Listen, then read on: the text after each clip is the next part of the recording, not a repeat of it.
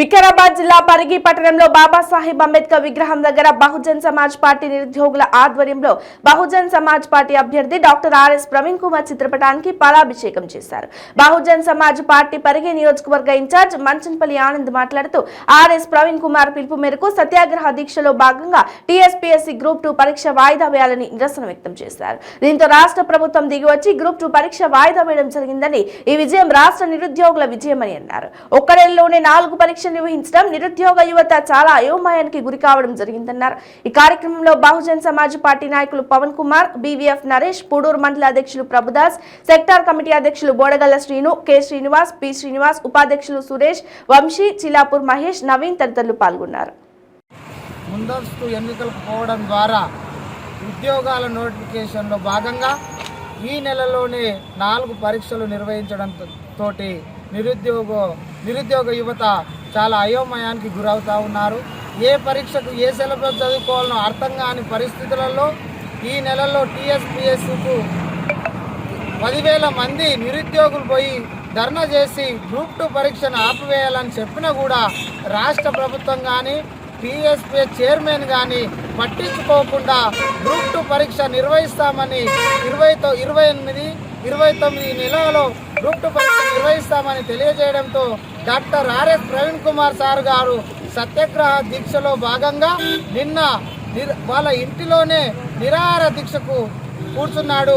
ఈ రాష్ట్రంలో ఉన్నటువంటి నిరుద్యోగ యువకులు, విద్యార్థి సంఘాలు మరియు తెలంగాణ రాష్ట్రంలోనూ ఉన్నటువంటి బహుజన్ సమాజ్ పార్టీ నాయకులందరికీ ఎక్కడికక్కడ నిరసనలు వ్యక్తం చేస్తే రాత్రి 9 గంటలలో కేసీఆర్ గారు గ్రూప్ 2 పరీక్ష వాయిదా వేస్తూ నవంబర్లో పరీక్ష నిర్వహిస్తామని తెలియజేయడం జరిగింది.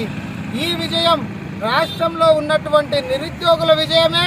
ఎందుకంటే ఈ తెలంగాణలో ఉన్నటువంటి ఏ దానికోసమైతే తెలంగాణను నిర్మించుకున్నామో విద్య, ఉద్యోగము మరియు ఆర్థికంగా ఎదగాలని తెలంగాణను ఏర్పరచుకుంటే ఈరోజు ఏం జరుగుతూ ఉన్నది? తెలంగాణలో ఎక్కడికక్కడ మొత్తము రాష్ట్ర ప్రభుత్వము అయోమయం గురి చేస్తూ ఉన్నారు. కాబట్టి ఈ విజయంలో భాగంగా doctor RS Praveen Kumar sir గారికి ఈ పరిగిలో ఉన్నటువంటి బహుజన్ సమాజ్ పార్టీ నాయకులు మరియు నిరుద్యోగ యువకులు అందరూ కలిసి డాక్టర్ ఆర్ఎస్ ప్రవీణ్ కుమార్ సార్కు పాలాభిషేకం చేస్తూ ఉన్నారు.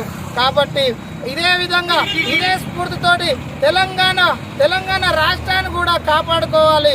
ఎందుకంటే ఎక్కడికక్కడ ఆస్తులు అమ్ముకుంటున్నారు, కలెక్టర్ ఆఫీసులు అమ్ముకుంటున్నారు, బస్ స్టాండ్లు అమ్ముకుంటున్నారు, ఆర్టీసీని అమ్ముకుంటున్నారు.